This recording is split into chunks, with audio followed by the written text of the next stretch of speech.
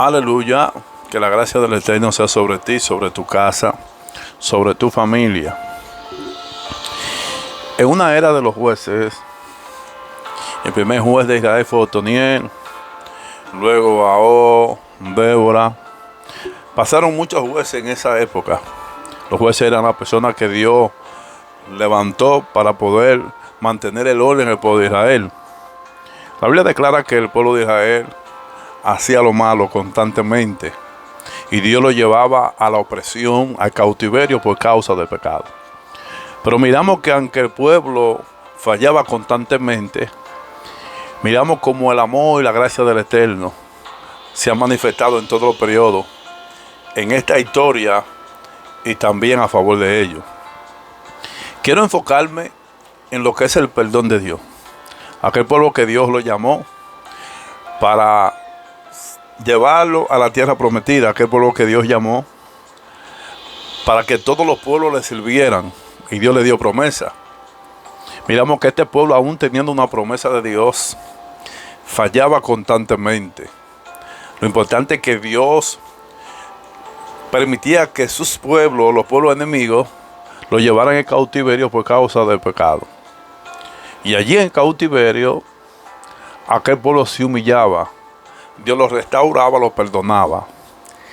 Esa es la parte que quiero enfocarme en este momento, en la restauración de Dios y en el perdón de Dios. Muchas veces nosotros fallamos, cometemos cosas a las cuales a Dios no le agrada, pecado. Y cuando en nuestra vida sucede eso, el enemigo toma ese escenario para juzgarte, para condenarte. Y hay muchos que no se han levantado y no han sido restaurados porque han escuchado las voces extrañas del enemigo, donde el enemigo te acusa. La Biblia dice que Satanás es nuestro acusador, pero también dice la Biblia que Satanás es padre de mentira. Satanás te dice que Dios no te ama, que Dios no te va a restaurar. Y cuando escuchamos la voz del enemigo, nuestro ministerio se detiene. Y al escuchar la voz del enemigo, trae en nuestra vida sufrimiento, quebranto. Y esa misma voz negativa es lo que nos ha detenido por mucho tiempo. Porque pensamos que Dios no nos va a perdonar.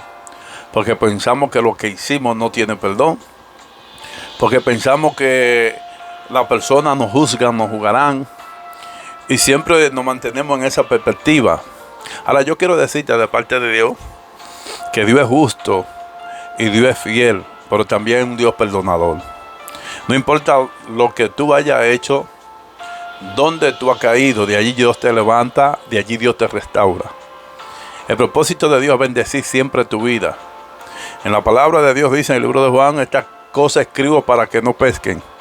Pero si pecan, recuérdense que tienen a nuestro abogado Jesucristo es justo, que es el que intercede.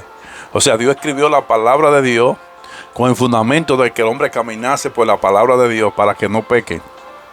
Ahora, a Dios entender que somos personas humanas, Dios sabía que en momentos humanos podíamos fallar. Y la misma Biblia dice que el que no peca sea Dios mentiroso. O sea, Dios no está justificando el pecado. Dios no lo está justificando. El designio de Dios es que nosotros vivamos una vida correcta delante de Él. Ahora, Dios hace esos parámetros porque cuando en nuestra vida incurre lo que es el pecado, eso trae en nuestra vida sufrimiento, detiene nuestro ministerio. El pecado trae destrucción a nuestra vida. Por esa es la razón que Dios escribe para que nosotros no pecamos y para que nosotros vivamos la vida recta delante de Él. Ahora bien, si nosotros estamos en un momento de aflicción, estamos en un momento de angustia por causa de un pecado, recuérdate que aquel pueblo de Israel pecaba constantemente y aquel pueblo reconocía. Lo importante de esto es poder reconocer, apartarse. Dice la Biblia que el que confiesa su pecado y se aparta alcanzará misericordia.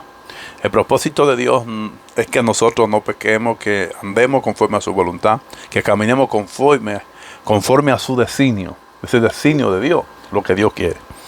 Ahora, si nosotros pecamos, si en un momento de nuestra vida hemos fallado y no hemos detenido por lo que nosotros cometimos en un tiempo y no hemos desalentado, Dios quiere que te humille porque está presto para restaurarte, está presto para sanar, porque lo que quiere es restaurar tu vida y para que tú sigas caminando. Cuando el hombre se humilla, alcanza el perdón de Dios, la restauración, y después de la restauración viene cambio para nuestra vida. Dios te bendiga, Dios te guarde. Comparte el video y suscríbete a este canal. Recuerda que no importa donde tú hayas caído, lo importante es que Dios quiere restaurarte para que tú sigas hacia adelante.